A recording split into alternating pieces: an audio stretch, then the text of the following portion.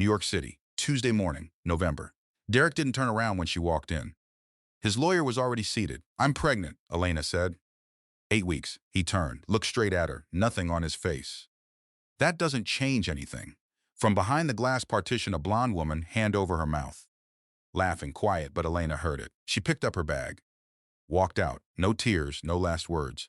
But what was waiting for her on that sidewalk was about to change everything. The wife he threw away or the woman who was about to take it all back. The full story starts right now. Elena Voss had been to the 34th floor exactly twice before. Once on the day Derek proposed, champagne in hand, the whole Manhattan skyline laid out behind him like a gift he was taking credit for. And once the day his father died, when she'd brought him lunch, he never touched and held his hand through an afternoon of silence.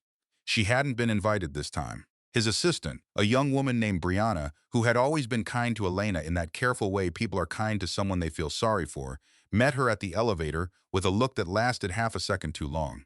"He's expecting you," Brianna said. Then she turned and walked quickly back to her desk. Elena noticed the lawyer first. He was already seated when she walked in, a man named Gerald Fitch, who handled Derek's personal legal work, sitting with a legal pad and a pen and the expression of someone who had done this kind of thing many times before. He didn't stand. He just nodded, the way you nod at someone when you're there in a professional capacity and everything human has been set aside for the duration. Derek was at the window. He had his jacket on, which was unusual for a Tuesday morning in his own office. He turned when she came in, and he looked at her the way you look at something you've been trying to figure out how to return. "Close the door," he said. She closed it. Through the glass partition that separated Derek's office from the east-facing conference room, she could see someone sitting at the long table. A woman, blonde, legs crossed, phone in hand, looking out at the city. Sasha Lane. Elena had known about Sasha for 4 months. She'd found a receipt, then a second receipt, then a hotel key card that Derek hadn't bothered to throw away. She'd spent those 4 months telling herself she was wrong about what she knew. She wasn't wrong. "Sit down, Elena," Derek said. "I'll stand." He accepted that with a small tilt of his head, like a man who's already decided the meeting will go a certain way and is willing to let the other person use the time however they want. "I think we both know this hasn't been working," he said. The office was very quiet. 34 floors up, Manhattan made no sound. The heat was on, and it smelled like the cedar and black pepper cologne Derek had worn every day for the 3 years Elena had known him. She used to find that smell comforting. "I'm filing for divorce," he said. "Gerald has the initial paperwork. We can do this cleanly if you cooperate." Cooperate, that was the word he chose. Elena looked at Gerald Fitch, who was looking at his legal pad. She looked at the stack of documents on the edge of Derek's desk. She looked at her husband, this man she had married on a June afternoon in Connecticut, this man she had cooked dinner for and argued with about nothing and reached for in the dark, and she noticed, with a strange clarity, that she felt very little anger. What she felt was closer to exhaustion. The specific exhaustion of someone who has been holding a version of reality together for months and has just been told they can put it down. "You scheduled a meeting," she said, "with your lawyer. For this. It's cleaner this way." "Cleaner," she repeated. "Elena." He said her name like a period at the end of a sentence. "You had to know this was coming." Maybe she did. Maybe that was the worst part. She crossed her arms, not defensively, just because she needed to do something with her hands, and she looked at him for a long moment. 3 years. They'd been together 3 years and married for 2.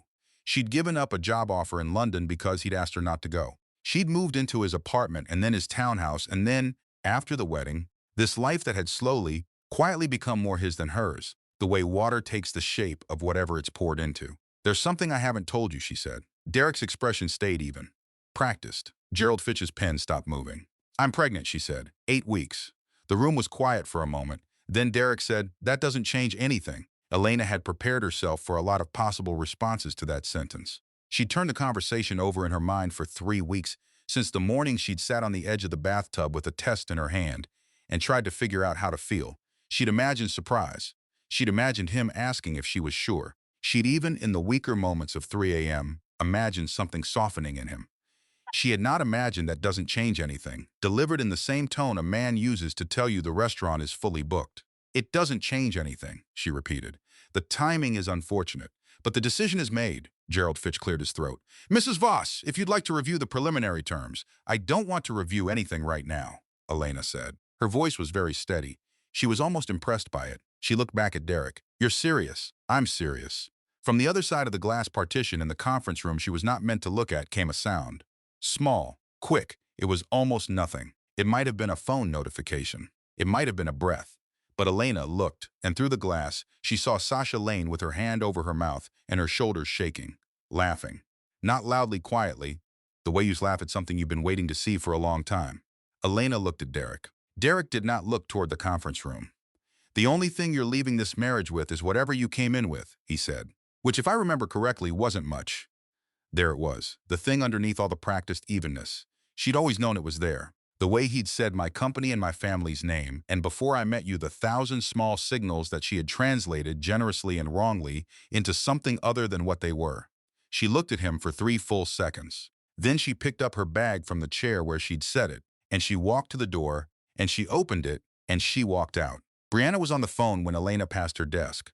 She looked up, and her face did something complicated, and she started to say something. But Elena kept walking. She pressed the elevator button. The doors opened immediately, like the building was in a hurry to be done with her too. She stepped in. The doors closed 23 seconds to the lobby. She counted. The November air outside was the kind of cold that arrives in New York without apology. Elena stood on the sidewalk in front of the Voss Industries building and looked at the street. Yellow cabs.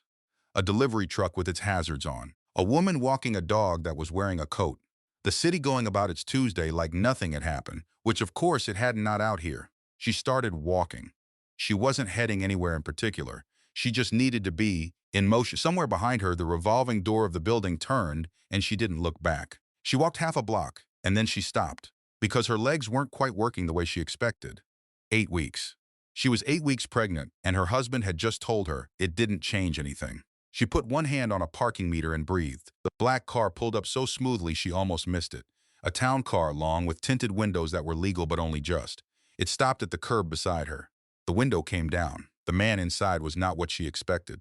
She wasn't sure what she expected. She'd seen photographs of Callum Hart in the business press. Mostly from the side. Mostly at events Derek had mentioned with a particular tightness in his voice that she now understood differently. In person, he looked younger than the photographs and harder at the same time.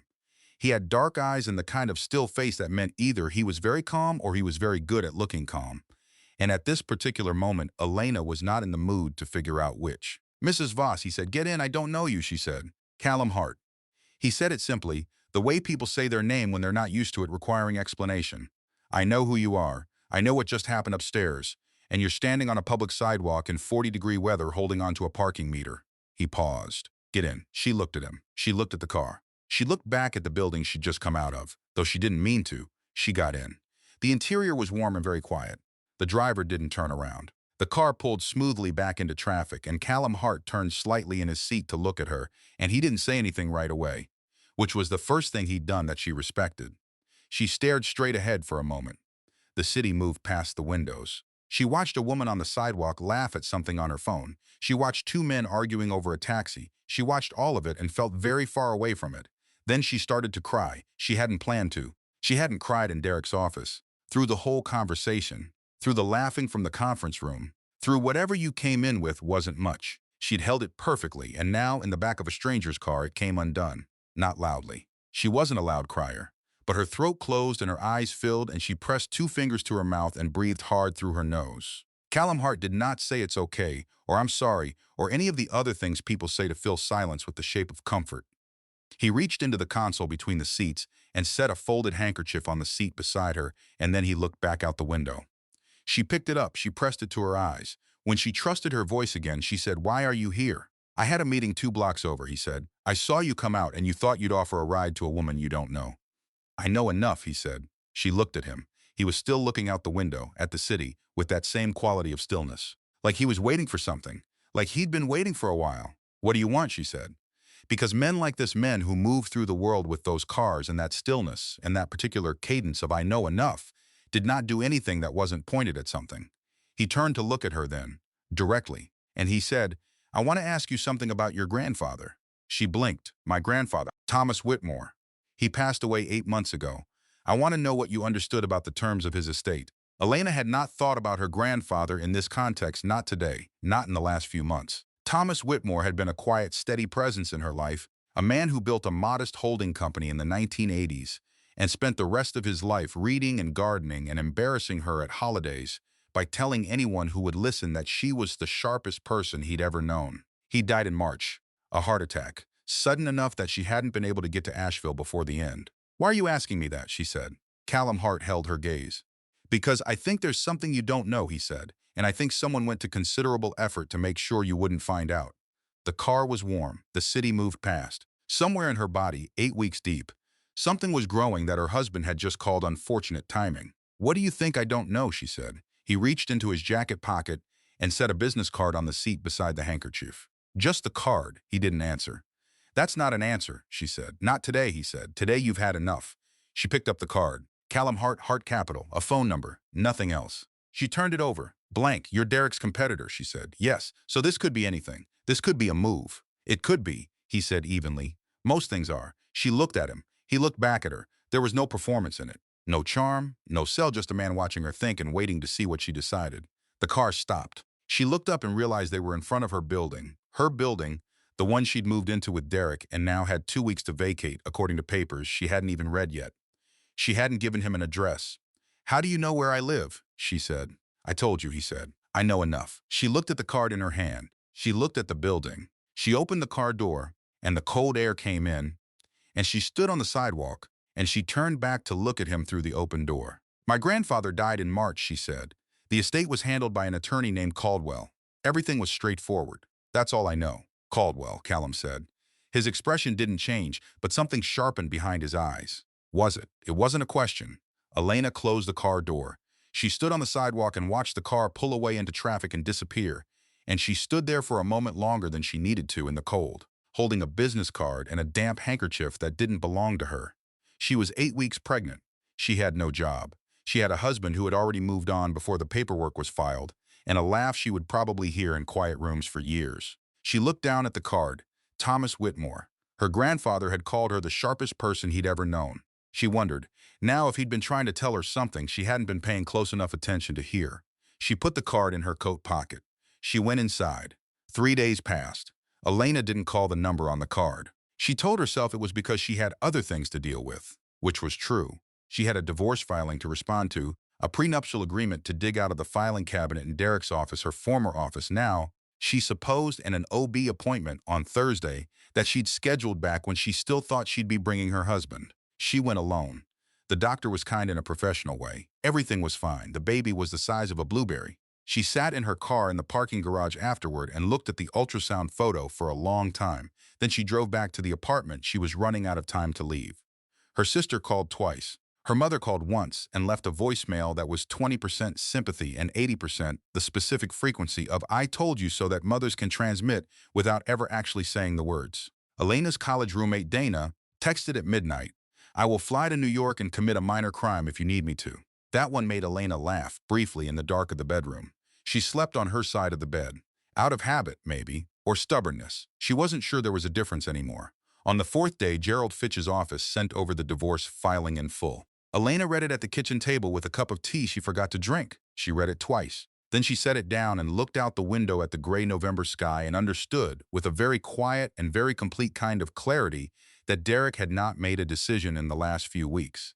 He had been preparing this for months. The prenuptial agreement she'd signed before the wedding, the one his family's attorney had presented as standard, as just a formality, as something every couple in their position did, carved her out of everything. The townhouse, the joint accounts, the investment portfolio. Derek had moved into a separate structure 14 months into the marriage, which she now understood was not a financial decision but a legal one. She got what she came in with. He'd told her that himself. What she came in with was a graduate degree, $1,200 in a personal checking account, and a baby nobody had asked for. She picked up her phone. She found the contact she'd entered 4 days ago, just the initials CH. Because she hadn't wanted to look at the full name, she called. He picked up on the second ring. "I read the divorce filing," she said, without introduction. A brief pause. And I want to know what you meant," she said. "In the car. About my grandfather. About something I don't know." "Not on the phone," he said. "Then where?" "Lunch. Today. 1 o'clock. He named a restaurant in Midtown she recognized, quiet, discreet, the kind of place where the tables were far enough apart that conversations stayed where they were meant to stay. "I'll have a table in the back." She almost said no on principle. The whole thing had the shape of something she should be more careful about. A man she didn't know, a competitor of her husband's, appearing on a sidewalk at exactly the right moment, asking about her grandfather and then going quiet. She knew what that pattern looked like. She went anyway. The restaurant was warm and low-lit and smelled like butter and fresh bread. A hostess walked her to the back without being asked, which meant he'd described her, which she filed away without comment. Callum Hart was already there. He stood when she approached, not performatively, just a reflex, and waited until she sat before he sat. There was water on the table and a bread basket she didn't touch, and a folder near his right hand that he didn't open. She looked at the folder. He noticed her looking. "In a minute," he said. They ordered. She wasn't hungry, but she ordered something anyway because sitting in a restaurant not eating felt like a disadvantage she didn't need. He ordered efficiently, didn't consult the menu, and told the server they'd need about an hour without interruption. The server nodded and disappeared. "You held the card for 4 days," he said. "I was thinking. What did you decide?" "That this could still be a move," she said. "You competing with Derek. Using me as a way to get at him." Callum picked up his water glass. "It's both," he said. "I want to be clear about that." She appreciated that more than she expected to. "Go on." "I've been tracking a potential acquisition in the Voss Industries orbit for about 18 months, he said. "During that process, I came across something that wasn't related to the acquisition. Something in your grandfather's estate." "Thomas Whitmore didn't have anything to do with Voss Industries," Elena said. "He ran a small holding company, private. Old money, small scale." "He did," Callum said. "Until about 6 years ago when he quietly restructured his assets. One of those assets was a significant stake in a company that was later absorbed into the Voss Industries portfolio during a consolidation your husband managed." Elena was very still. "The terms of that absorption included a clause," he continued. "A reversion clause, meaning that if certain conditions were met specifically, if Thomas Whitmore chose to revise his estate distribution before his death, the stake would pass not to the Voss family trust but to his direct heir." The bread basket was between them, and Elena looked at it for a moment because she needed somewhere to look that wasn't his face. "His direct heir," she said. "You," he said. She looked up. "My grandfather revised his will 18 months ago," Callum said.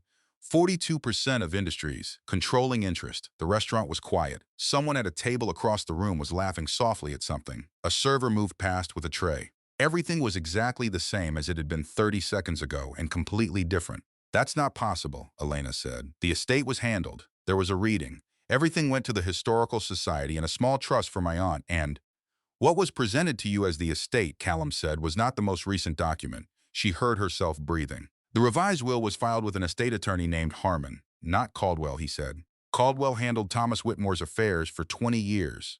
Harmon was brought in specifically for this revision, 12 days before your grandfather died.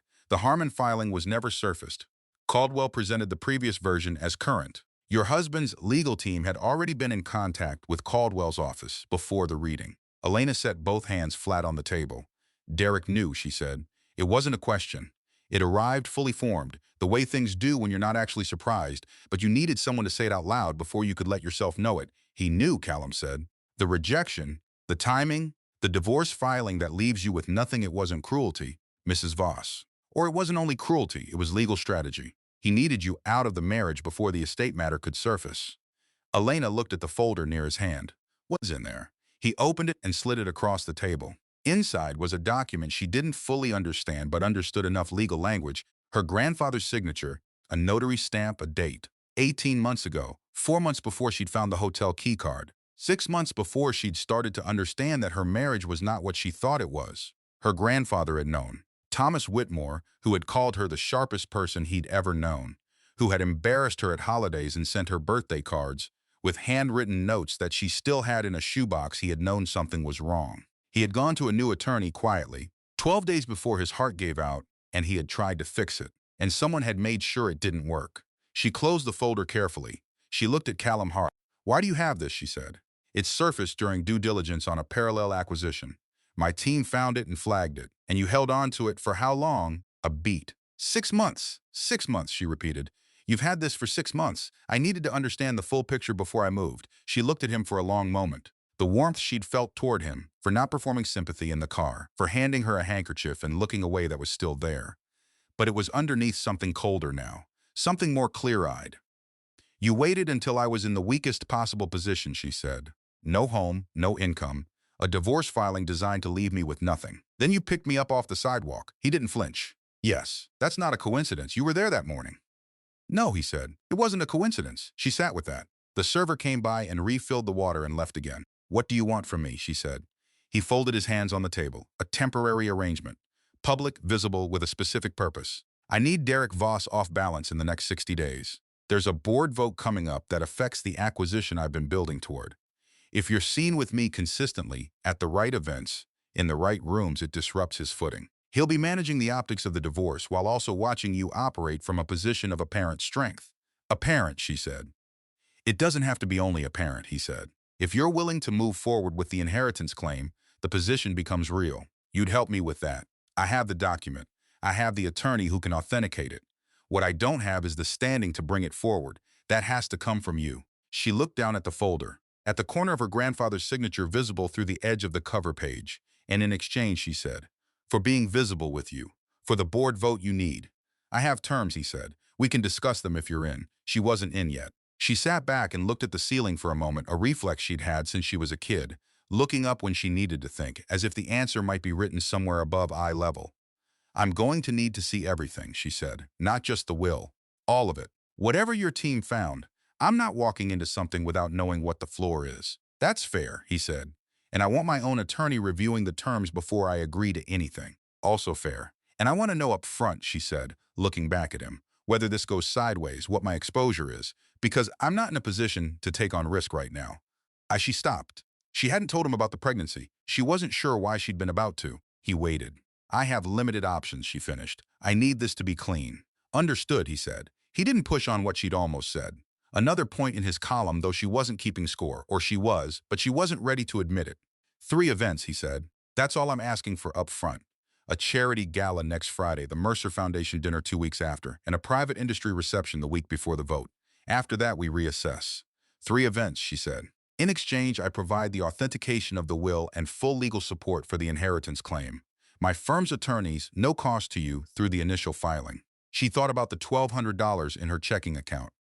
Who else knows you have that document, she said. My general counsel and 2 members of my acquisitions team. No one outside the firm. Derek doesn't know you have it. He suspects I know something, Callum said.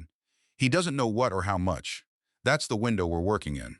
Elena thought about Derek's face in his office, the practiced evenness of it, the way he'd said the timing is unfortunate about a child, about his own child, in the same tone he probably used to discuss quarterly projections. She thought about the laugh from behind the glass. She thought about her grandfather, 12 days before his death, going to a new attorney. Okay, she said. Callum Hart looked at her steadily. Okay, meaning you're in? Okay, meaning I'll review the terms with my attorney and tell you by Thursday. She picked up her bag. But I'm leaning in. Something shifted almost imperceptibly in his expression. Not surprise exactly. More like recalibration. Thursday works, he said. She stood. She picked up the folder. He didn't object to her taking it. One more question, she said. Go ahead. The morning you found me on the sidewalk, she said. You said you had a meeting 2 blocks over. Was that true? He met her eyes. No, he said. She nodded slowly. At least that was honest. She left the restaurant and walked back out into the cold, and this time she didn't hold on to anything. She walked straight and steady, and she held the folder against her chest. And she thought about her grandfather and what he'd known and what he'd tried to do, and she thought about the 42% of a company that bore her husband's name and had been built, originally, on assets that had once been connected to hers. She pulled out her phone and called her attorney. Not the one who had drafted her prenup, a different one, a woman named Claire Sato, who Elena had met at a conference 3 years ago and kept the number of for a reason she'd never let herself examine too closely. Claire, she said when it picked up. I need an hour of your time, today if you can. She kept walking. The city was loud and indifferent around her. A cab honked. Someone brushed her shoulder going the other direction without stopping. She didn't stop either. The charity gala was 9 days away. Elena had nothing to wear that still fit the way she needed it to, and 3 things she needed to do before then. Review Callum's terms, understand the inheritance document well enough to ask the right questions, and figure out how to stand in a room with New York's moneyed class on the arm of her husband's most powerful rival without looking like either a victim or a weapon. She'd spent 3 years making herself smaller to fit inside Derek's life. She was done with the geometry of that. On Friday morning, Claire Sato called back. The terms are aggressive but not unreasonable, Claire said. He's asking for some things we can push back on. But the will is real, Elena. I had our estate specialist look at the authentication. It's real. Elena was standing at the window of her apartment, the one she had 12 more days to vacate. It's real, she said. Your grandfather left you the controlling share of your husband's company, Claire said. And someone buried it. Elena watched a pigeon land on the windowsill and look at her with complete indifference. Not for much longer, she said. She called Callum's number. He picked up on the first ring this time. Thursday's moved up, she said. I'm in. Send me the full terms today, and we'll have my attorney's notes back to you by tomorrow morning. Done, he said. And for the first time in 9 days, Elena felt something that wasn't grief or exhaustion or the specific cold of being left by someone who had never fully arrived. She felt like herself. She wasn't sure she recognized it right away. It had been a while. The gala was at the plaza. Of course it was. New York's charitable class had a limited rotation of venues for these things, and the plaza carried the specific weight of old money performing new generosity. Elena had been to 3 events here with Derek. She knew the coat check attendant's name. She knew which bartender poured heavy and which one didn't.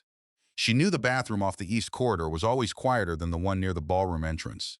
She wore navy. Claire had gone with her to a small boutique on the Upper West Side, owned by a woman named Petra, who could look at a person for 30 seconds and know what they needed. What Elena needed, apparently, was structure, clean lines, something that said, "I am not here to be noticed," in a way that would inevitably cause her to be noticed. The dress had a high neckline and long sleeves, and it skimmed rather than clung, which at 9 weeks pregnant was both practical and fortunate. Callum met her in the lobby. He was in a dark suit, no tie. The collar of his shirt open one button, which on most men would look casual and on him looked deliberate. He looked at her when she came through the door and said nothing for a moment, just took her in. The way you take in something you're trying to accurately assess. "You look like you belong here," he said. "I've been here before," she said. "That's not what I meant." She didn't ask what he meant. She took his arm because that was the arrangement, and they walked in. The room was already full. Candles everywhere, the low roar of 100 conversations, a string quartet in the corner earning their fee. Elena recognized faces immediately: board members, socialites, a city councilman who was always at these things, 2 women from the philanthropic circle she'd moved in with Derek who saw her, and then looked away in that particular way people look away when they don't know which version of a story is true yet. She kept her chin level.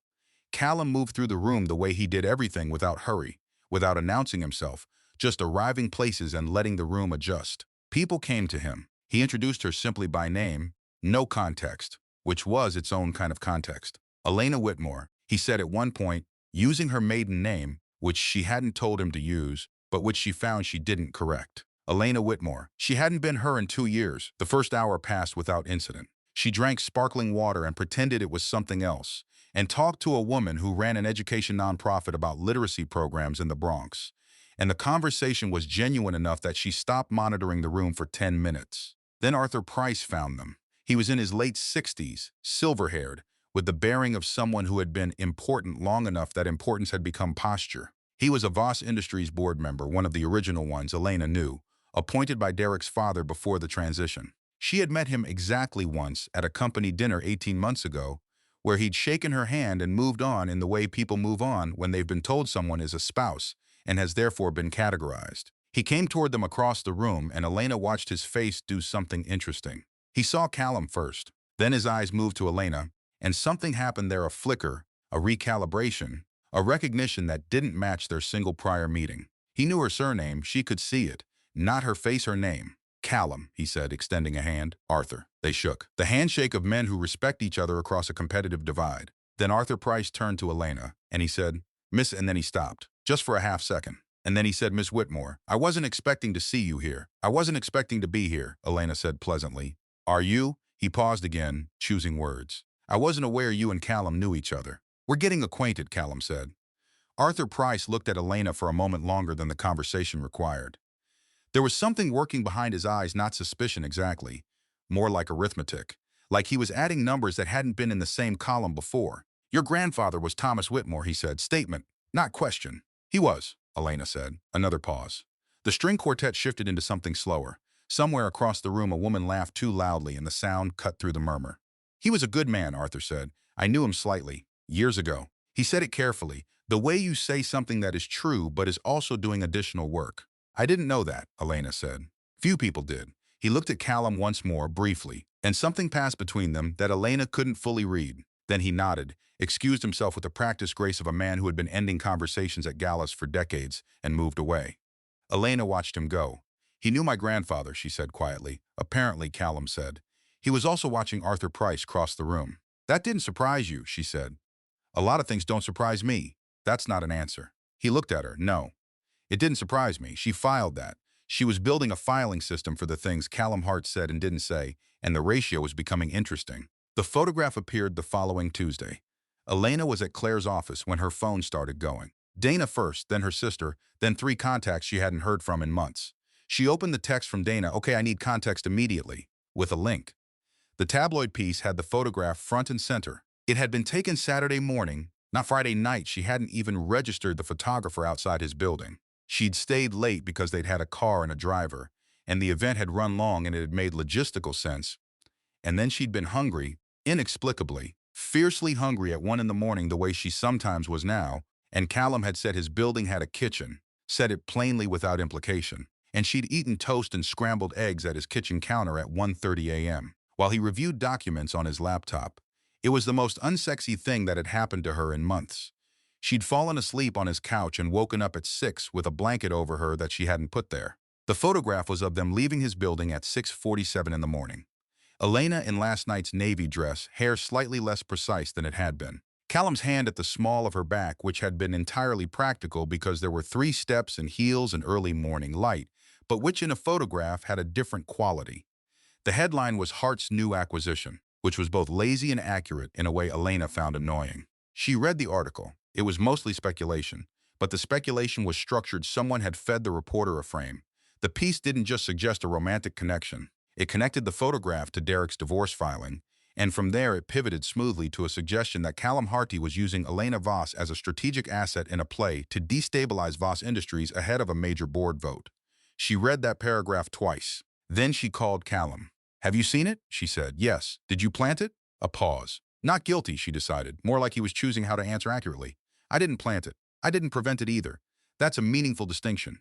"It is," he said. "I'm sorry I didn't warn you." She stood up from the chair in Claire's conference room and walked to the window. Below 6th Avenue was doing its mid-morning thing: cabs, pedestrians, a delivery truck making everyone's life difficult. "The article says you're using me," she said, "to destabilize Derek ahead of the board vote." "That's part of what I told you in the restaurant," he said. "I know." Her voice was even. She decided to be even about this, because the alternative was to be something louder, and she hadn't finished thinking yet. But reading it in print feels different than hearing it in a quiet restaurant. It sounds like I'm a prop. You're not a prop. Then, what am I? Pause. Longer this time. You're someone with a legitimate claim to something that was taken from you. I'm helping you surface it. The fact that it also serves my interests doesn't make your claim less legitimate. She turned that over. It was true. It was also a careful way of being true. "Here's what I need to know," she said. "Is there anything else in this arrangement that I don't know yet? Because I have reviewed enough surprises recently to last me a while, and I need to understand whether the floor is actually the floor." "There's nothing you haven't been told," he said. "The terms are the terms. The document is real. The strategy is what I described. And the 8%, she said. Claire had flagged it. The original draft of Callum's terms had included an 8% share transfer of the Voss inheritance to Hart Capital as the fee for legal support. Claire had pushed it back. He'd moved to 5 without significant argument, which Claire had said was either reasonable or suspicious. Elena was still deciding. "The 5% stands," he said. "That's final from my side." "I know," she said. "I accepted it. I'm asking why you moved." Another pause. "Because 5% is fair," he said. 8 was an opening position. "You negotiate everything," she said. "Even this. It's how I operate." She stood at the window for a moment. She thought about Arthur Price's face when he'd said Thomas Whitmore's name. She thought about the blanket she hadn't put on herself. "The article is going to make the next 2 events harder," she said. "Probably," he said. "It also means Derek knows we're visible together." "Which is what we wanted." "What you wanted," she said. "I wanted my grandfather's will." "Yes," he said. "I know." Derek's response came that Thursday, not to her directly, to her attorney, through his attorney, in the form of a supplemental filing that challenged the terms of the prenuptial agreement on new grounds. The new grounds were behavior-based. The filing used the tabloid photograph. It suggested Elena had entered into a relationship with a known competitor of the Voss family business in a manner that constituted a breach of certain loyalty clauses in the prenuptial agreement. Elena read it at her kitchen table, in the apartment she now had 4 days left in.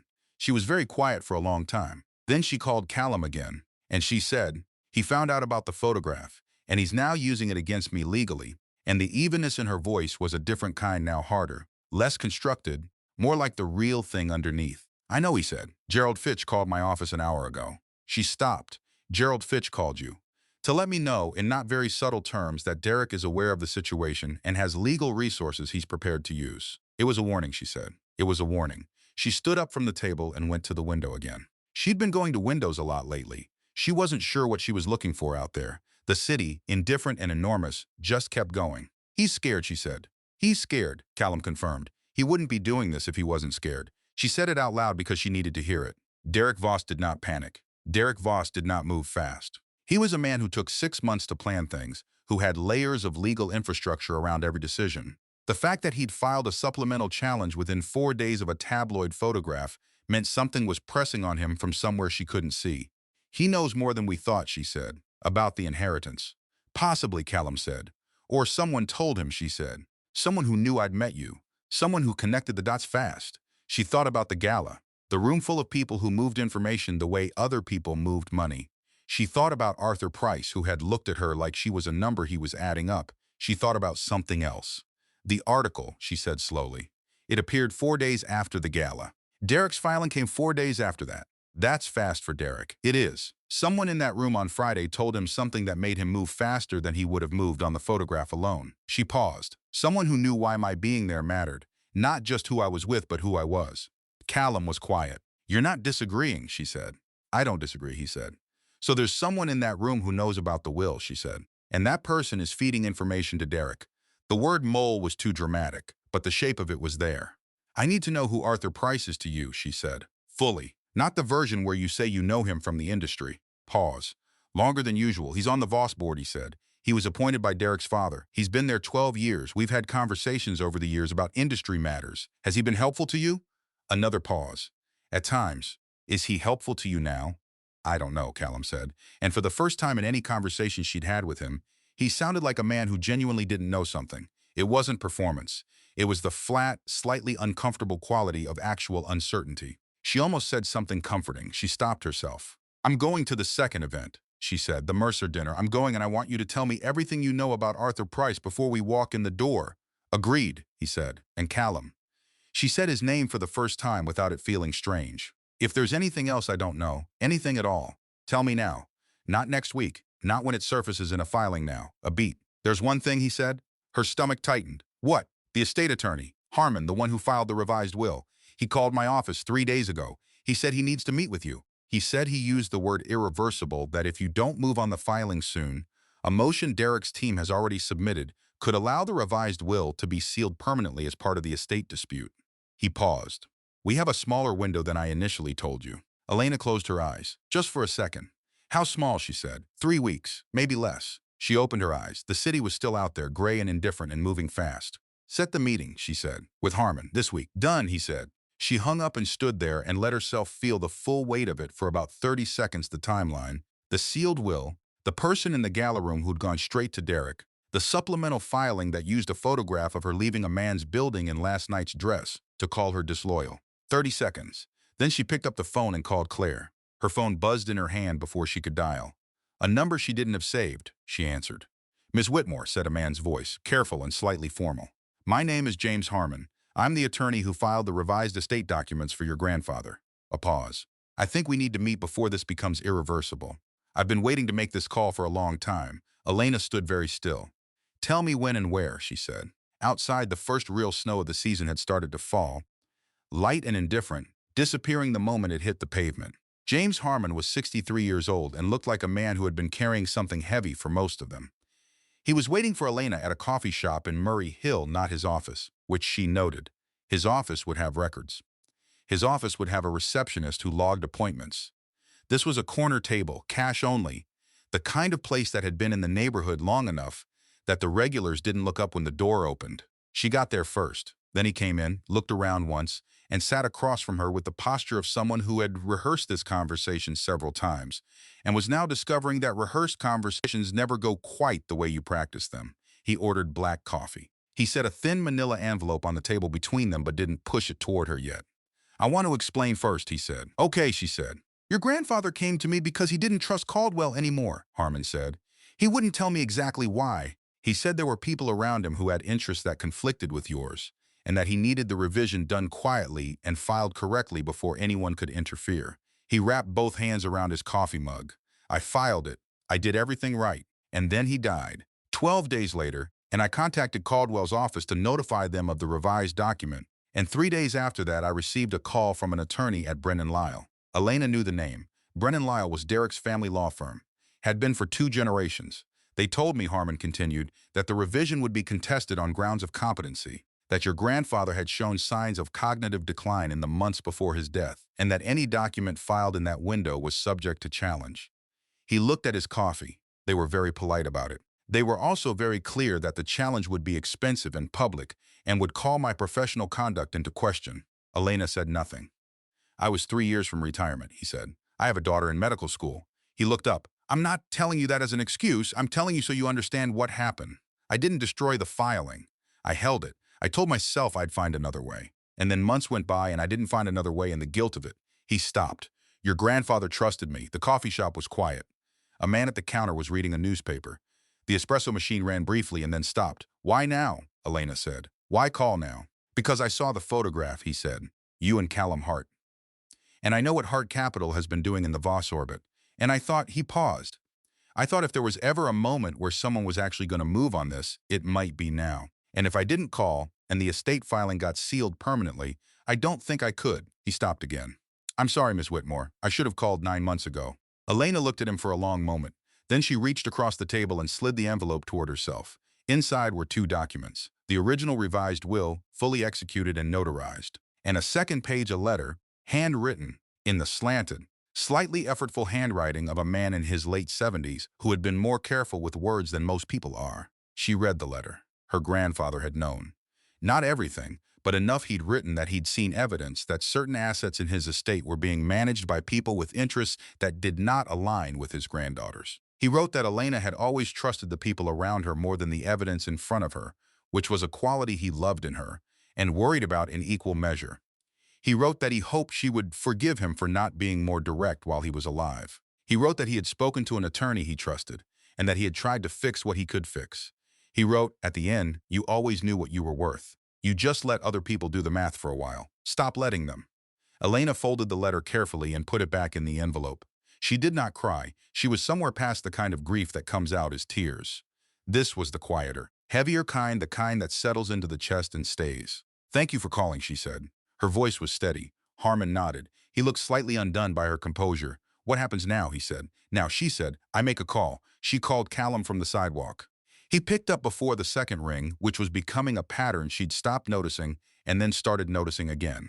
Harmon has the original document, she said, fully executed, and Derek's people contacted him after the filing and threatened his license to get him to sit on it. A silence, brief and precise. That's obstruction of an estate filing, he said. Potentially criminal. I know. Elena. He said her name carefully. This changes the timeline. If Derek's team finds out Harmon came to you, they'll move to seal the estate records before you can file anything. We might have days, not weeks. I know that too. She was already walking.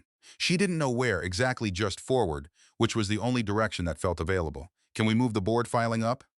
The next Voss Industries board meeting is in 4 days, he said. Normally, you'd need standing to get into that room. But if we file the inheritance claim today and serve notice to the board secretary, before end of business, you have provisional shareholder rights under Delaware corporate law. You could walk in. You've already researched this, she said.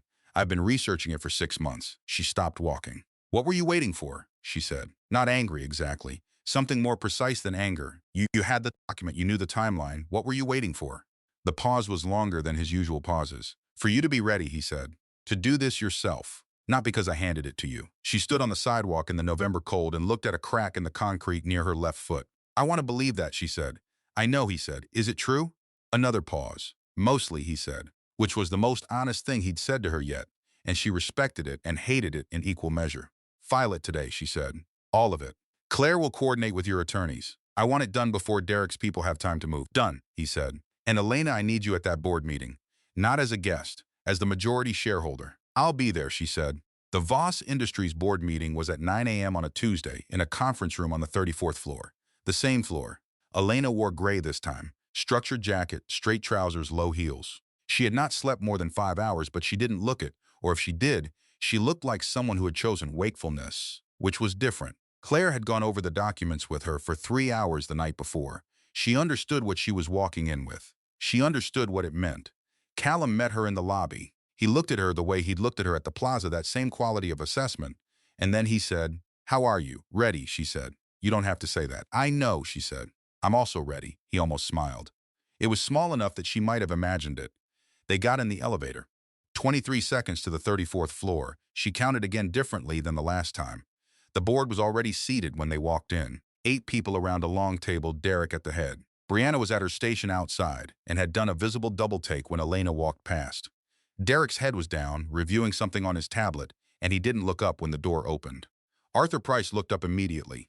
He saw Elena first. His face went through several things in rapid sequence recognition, calculation, and then something that settled into an expression Elena could only describe as resigned. Like a man watching something he suspected was coming, and finding that the reality of it was worse and cleaner than the anticipation. Derek looked up. The expression on his face was not the practiced evenness of his office 3 weeks ago. This was different. This was the face underneath the face, caught, unguarded, processing something his system had not prepared for. Elena, he said. He said it the way you say a word you suddenly don't know how to use. Derek, she said. She walked to the far end of the table and set down the file. Claire had prepared authentication documents, the revised will, the notarized filing, the notice of provisional shareholder rights that had been served to the board secretary at 4:59 p.m. The previous day. She set it down quietly. She didn't perform it. Callum stood near the door. He didn't sit.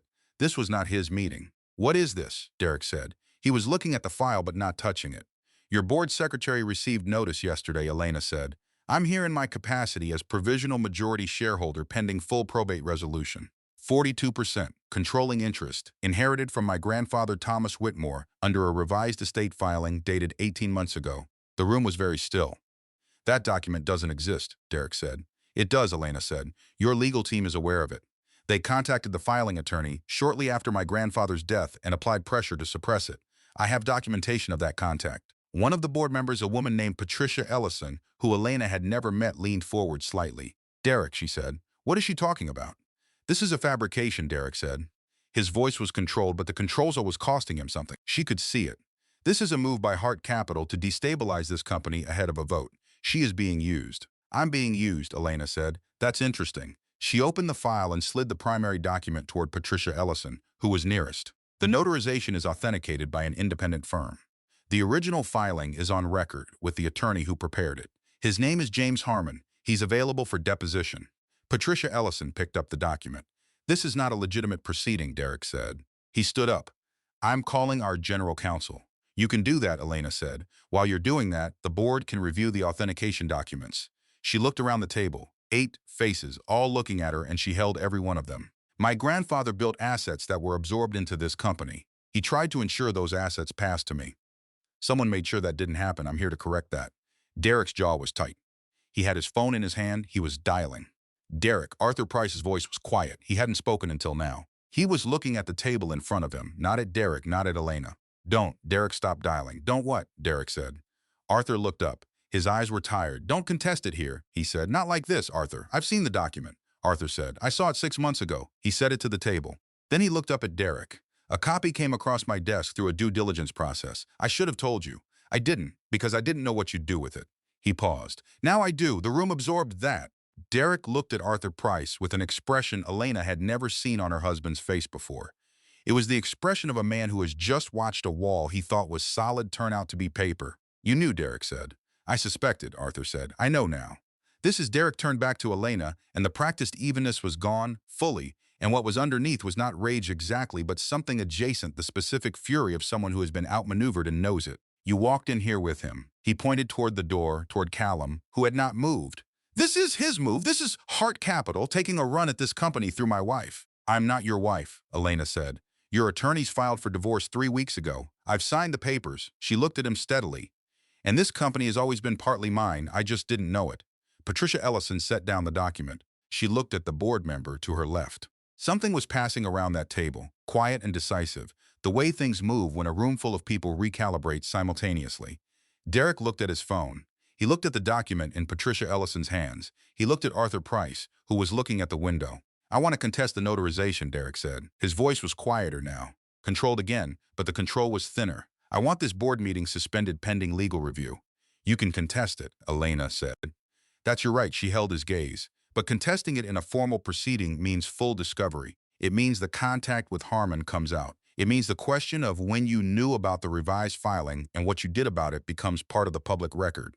She paused. Is that what you want? The silence that followed was the loudest thing in the room. Derek's face changed, not dramatically, not all at once. It moved the way ice moves when the temperature shifts, a slow, structural thing, something giving way at the center. He understood it was over. She could see the moment he understood it. His shoulders didn't drop, and he didn't look away, and he didn't do anything that someone watching from across the room would notice. But she had been married to this man for 2 years. She knew the geography of his face. And she saw the thing that moved through it, defeat arriving not as collapse but as a specific, quiet shutting down. Elena looked at him for one more moment. Then she looked at Patricia Ellison and said, "I'd like to table any further votes until the estate matter is formally resolved. I think the board would agree that's the appropriate course." Patricia Ellison looked at her colleagues. "Brief, efficient, the communication of people who have been in rooms like this before." "Agreed," Patricia said. Derek sat down. In the elevator going down, Elena and Callum stood side by side, and neither of them spoke until the doors opened on the lobby. She walked out into the atrium. The morning light came through the glass front of the building in long, flat panels. She stood in one of them for a moment. 5%, she said. "What?" Callum said. "We agreed on 5% of the inheritance to Hart Capital," she said. "As your fee." She turned to look at him. "The original terms were 8. I told you. 5 was fair. Why did you change it?" He looked at her. Something in his expression was working that stillness of his, but with something moving underneath it, the way water moves under ice. "You should know," she said quietly, "that I don't know yet whether what just happened in that room was something I did or something you positioned me to do." "You did it," he said. "You had the document for 6 months. You walked into that room," he said. "I stood by the door." She looked at him. He looked back. The lobby moved around them, people, phones, the ordinary machinery of a Tuesday morning. From somewhere in her bag, her phone buzzed. She didn't look at it. "There's still Sasha," she said. "She's been quiet. That worries me more than Derek." Callum's expression shifted slightly. "I know," he said. "She's been recording things," Elena said. "I don't know how I know that. I just know." He didn't disagree. She picked up her bag and walked toward the exit. At the door, she stopped and turned back. "The 8%, she said. "When exactly did you change it to 5? He was quiet for a moment. "The night you confronted me about waiting too long," he said, "after you hung up." She held that. Then she walked out into the November morning, and the cold hit her, and somewhere in her chest, something that had been compressed for weeks expanded slightly, carefully, like something learning to take up space again. Her phone buzzed again. This time she looked. An unknown number. A text, 4 words: "We should meet. Soon." No name. But she knew. Sasha Lane wasn't done yet. The text sat in her phone for 6 hours before Elena responded. She didn't respond out of uncertainty. She responded late because she wanted Sasha to wait, and because she needed those 6 hours to think clearly about what Sasha actually had and what she might want with it. Dana had called in the afternoon, and Elena had talked to her for 40 minutes. Not about Sasha, just about ordinary things. Dana's job, a restaurant they'd both been meaning to try, a movie Elena hadn't seen. It helped. It put something normal around the edges of the day. At 7 p.m. she typed back, "Tomorrow. 10 a.m. you pick the place." Sasha picked a hotel bar in Midtown, neutral ground, public enough to feel safe, quiet enough at 10 in the morning to have a real conversation. Elena arrived 5 minutes early and ordered tea and sat with her back to the wall, which was a habit she'd developed recently without fully deciding to. Sasha was on time. She looked different than she had through the glass partition 3 weeks ago. Less composed. Not unraveled. Sasha Lane was not the kind of woman who unraveled easily. Elena could see that, but carrying something. The specific weight of a person whose plan has shifted under them and who is still deciding what the new plan is. She sat down. She ordered nothing. She put her phone face down on the table between them. "I'm not here to fight you," Sasha said. "I know," Elena said. "You'd have fought me already if that's what this was." Sasha looked at her with something that might have been surprise and might have been assessment. "Derek told me you were passive," she said. "Derek told you a lot of things," Elena said. Pause. "He did," Sasha said. "Most of them were wrong." Elena wrapped both hands around her tea. The bar was nearly empty. A bartender was restocking glasses at the far end without looking their direction. "Say what you came to say," Elena said. Sasha reached into her bag and set a small digital recorder on the table. Not dramatically, just set it there, the way you set down something you're ready to be done carrying. 14 conversations, she said. Over 8 months. Derek talking about the estate, about your grandfather's will, about what Caldwell was paid to do. She paused. About you. What he needed you not to know and when he needed you gone by. Elena looked at the recorder. "Why do you have those?" "Because I'm not stupid," Sasha said. "Derek Voss is not a man you trust without insurance," she said it flatly. "Without bitterness, the way you state a fact you learned the hard way. And because 6 months ago he told me something that made me start keeping records." "What did he tell you?" Sasha's jaw shifted slightly. That once the divorce was final and the estate matter was resolved, he was going to marry me. For my family's media connections, not because she stopped. She looked at the table. He said it the way he said everything, like I was a line item. She looked up. I think that's when I understood what he was. Elena said nothing. There was nothing to say that wouldn't be either unkind or false. I want immunity, Sasha said. Civil immunity. I was aware of what was being done to your grandfather's estate filing, and I didn't come forward. I want your agreement not to name me in any civil action. You want me to protect you, Elena said. I want a clean exit, Sasha said. In exchange, you get 14 recordings that put Derek Voss at the center of a criminal obstruction of an estate filing. His voice, his words, specific dates and instructions. She pushed the recorder slightly toward Elena. It's everything. Elena looked at the recorder for a moment, then she said no. Sasha blinked. No, not those terms, Elena said. I'm not giving you blanket civil immunity.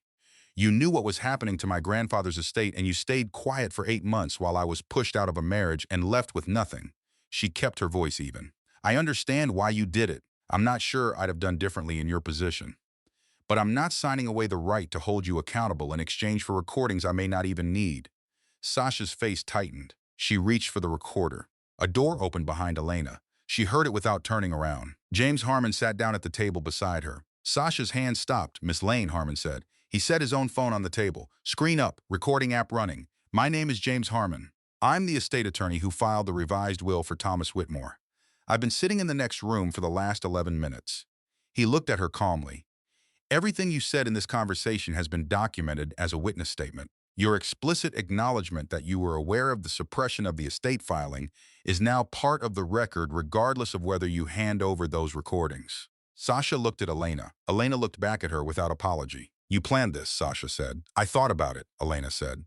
You taught me something, actually. Derek taught me. You both operated like I wouldn't think 3 steps ahead because I never had before. She paused. I had time to learn. Sasha sat very still. Her hand was still near the recorder but not touching it. Here's what I'll actually offer, Elena said. I won't pursue civil action against you personally if you provide the recordings voluntarily and cooperate fully with any proceedings related to Derek's conduct. Not immunity cooperation credit. The distinction matters legally, and it's the honest version of what your information is worth. A long silence. The bartender moved to the other end of the bar. A couple came in through the entrance and sat 2 tables away and opened menus. Sasha picked up the recorder. She looked at it for a moment. Then she set it back down and slid it across the table to Elena. There's a file on my laptop too, she said quietly. Transcripts. I'll send them to your attorney today. Thank you, Elena said. Sasha stood. She picked up her bag. She looked at Elena with an expression that was complicated in ways Elena didn't have names for. Not remorse exactly, not respect exactly. Something between the two that didn't have a clean word. For what it's worth, Sasha said, he was wrong about everything he said about you. Elena held her gaze.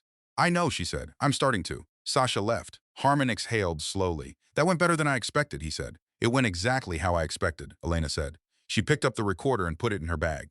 Thank you, James. Send your invoice to Claire. She left $40 on the table for the tea and walked out into the November morning. The 2 Voss board members who moved against her were named Foster and Ames, and they filed their challenge on a Wednesday. The challenge was narrow but precise. They contested the notarization of the revised will on technical grounds, arguing that the witness signature page had a procedural irregularity that rendered the document unenforceable under Delaware estate law. It was, Claire told her, a real argument. Not a strong one, but real. They need one thing, Claire said. A second witness signature from the original signing. Harmon had 2 witnesses present. One signed. The other a woman named Ruth Garfield, your grandfather's housekeeper, left before the document was finalized. If she signs now, as a late attestation with a supporting affidavit, it closes the challenge completely. Where is she? Elena said. Asheville, North Carolina, Claire said. She moved there after your grandfather died. Elena called Callum. I need to go to Asheville, she said. Today, if possible. There's a witness who can close the challenge against the will, and I need her signature in person. I have a plane, he said. I know you have a plane, she said. That's why I'm calling. A pause. Something in it that wasn't quite amusement, but was adjacent to it. I'll have it ready at Teterboro by 2, he said. I'm going alone, she said. A beat. I know, he said. I'll have someone meet you at the Asheville airport with a car, Callum. Just a car. Elena, not a person. She almost laughed. 2 o'clock, she said. Ruth Garfield lived in a small blue house at the end of a gravel driveway 20 minutes outside Asheville. There were wind chimes on the porch and a garden that had been put to bed for winter. The beds covered in burlap. The whole yard patient and orderly in the way of someone who understood that things came back. Ruth was 71 and small and sharp-eyed in a way that reminded Elena so acutely of her grandfather that she had to stop at the base of the porch steps for a moment before she could speak. You look like him, Ruth said from the doorway, around the eyes. People say that, Elena managed. Come in, Ruth said. I've been waiting for someone to come. I didn't know if anyone would. They sat at Ruth's kitchen table, and Elena explained everything, from the beginning as clearly and honestly as she could. Ruth listened without interrupting. She had coffee going, and she poured 2 cups without asking and set one in front of Elena and folded her hands around her own. When Elena finished, Ruth was quiet for a moment. He told me that day, Ruth said, Thomas. He said, Ruth, if anything goes sideways, you hold on to what you know. I asked him what might go sideways. He said he hoped nothing. She looked at her coffee. He was worried. He was trying not to show it, but I knew him 40 years. I knew when he was worried. He was protecting me, Elena said. He was, Ruth said. He talked about you all the time. Said you were the one in the family who had real sense, just hadn't had occasion to use it fully yet. She looked up. I think he'd be real satisfied right now. Elena pressed her lips together. She breathed through her nose. Will you sign? She said. Ruth reached across the table and patted Elena's hand once, briskly, in the way of a woman who was not sentimental about things she'd already decided. Brought a pen? She said. The flight back to New York left Asheville at 6:15. Elena sat in the small cabin of Callum's plane with the signed affidavit in her bag and watched the Blue Ridge Mountains go dark below her as the sun went down behind them. She texted Claire, got it. Sending photos now. File first thing tomorrow. Claire texted back 40 seconds later, you absolute legend. Elena set her phone in her lap and looked out the window at the dark shape of the mountains and the lights beginning to come on in the valleys below. Small and scattered and warm-looking from up here. She thought about her grandfather in that kitchen 12 days before he died, going to a new attorney, trying to fix something quietly so she would be okay. She thought about the blueberry-sized thing she was carrying, which was now closer to a lime, according to the app she downloaded and checked more than she admitted. She thought about the recorder in her bag and the signed affidavit and the board challenge that was about to fail, and she let herself feel the full, unguarded weight of all of it for the duration of the flight, because she was alone and because she'd earned it. Callum was at Teterboro when she landed, not in the terminal. Outside by the car, in the cold, with his jacket on and his hands in his pockets. No driver visible. Just him, the car, and the dark tarmac. She came down the steps from the plane and he straightened when he saw her. You didn't have to come, she said. I was in the area, he said. Teterboro is not an area you're in by accident. No, he said, it's not. She stopped in front of him. The night was cold and clear, and behind him the lights of the airport made a soft perimeter around the dark. She was tired in the good way, the way that comes after something has been completed rather than just survived. Did she sign, he said. She signed, Elena said. Ruth Garfield is 71 years old, and she has been waiting for someone to come since March, and she had her pen ready before I finished asking. Something moved across his face, quiet and real. Good, he said. They got in the car. He drove, which she hadn't expected. The highway back to the city was dark and moving fast, the kind of driving that creates its own silence, the world reduced to headlights and lane markers and the hum of asphalt. After a few miles, she said, the 8%. He glanced at her. We didn't finish it, she said. You told me when you changed it. I want to know why. He was quiet for a moment. The city was beginning to appear on the horizon, the glow of it against the low clouds. I told myself it was recalibration, he said. That 8% was aggressive and 5 was more defensible if the deal ever faced scrutiny. But, she said, but that night, he said, after you hung up on me, I sat in my office for a while. And I thought about the fact that you'd walked back into the room after crying and looked at me like you were deciding something, and I realized. He stopped. What? She said. That I didn't want you to decide against me, he said. Not for strategic reasons. The highway moved under them. The city got closer. That's the first time you've said something that wasn't also a calculation, she said. I know, he said. How does it feel? He considered that with the same seriousness he considered everything. Inefficient, he said. And also, he paused. I don't have a word for the other part. That's okay, she said. You don't need one yet. He looked at her briefly, then back at the road. She looked at the side of his face, the stillness of it. The thing underneath the stillness that she'd been watching since a Tuesday morning on a cold sidewalk, when she'd gotten into a car she shouldn't have gotten into. She was glad she'd gotten in. I'm going to need some time, she said, after everything is settled. I need to be still for a while and figure out what I actually want rather than what I'm doing in response to what someone else did. That's fair, he said. It's not a no, she said. I know what it is, he said.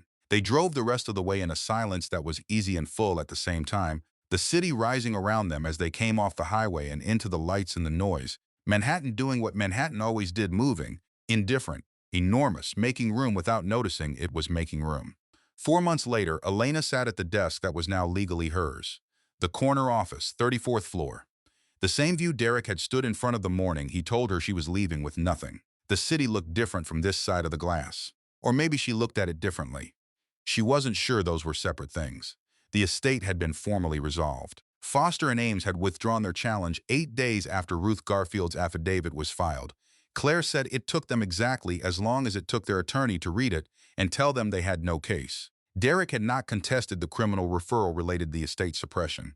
His attorney had negotiated something quiet, which was how Derek preferred everything quiet, managed off the public record. Elena had not interfered with that. She had what she came for. Sasha Lane's recordings had been submitted to the estate court and were now part of a sealed evidentiary record. Sasha had cooperated fully. Elena had kept her word about the civil action. The baby was due in April. A girl, the ultrasound had said, with a confident delivery of someone announcing a fact rather than a probability. Elena had cried in the car again, in a parking garage again, for the second time in 4 months, and this time she didn't press 2 fingers to her mouth and breathe through her nose. She just cried, and it was fine, and then she drove home. Home was a different apartment now, smaller than the townhouse. Hers, on the desk, was a framed photograph. Her grandfather on the day she graduated college, standing outside the hall in bright June sunlight, his hand on her shoulder, grinning at whoever was behind the camera with the specific pride of a man who has been proved right about something. She ran her hands across the surface of the desk. She thought about what he'd written. You always knew what you were worth. You just let other people do the math for a while. Stop letting them. She'd stopped. Her phone lit up. A text from Callum. Board approved the Hart Capital advisory seat. Effective next quarter. Congratulations, majority shareholder. She looked at the text for a moment. Then she typed back, don't get comfortable. 3 dots appeared immediately. Then I wouldn't dream of it. She set the phone down. She looked at the city outside the window, gray and cold and enormous and entirely indifferent to what any single person inside it was feeling, which was one of the things she had always loved about it. She opened her laptop. She had a company to learn. She got to work.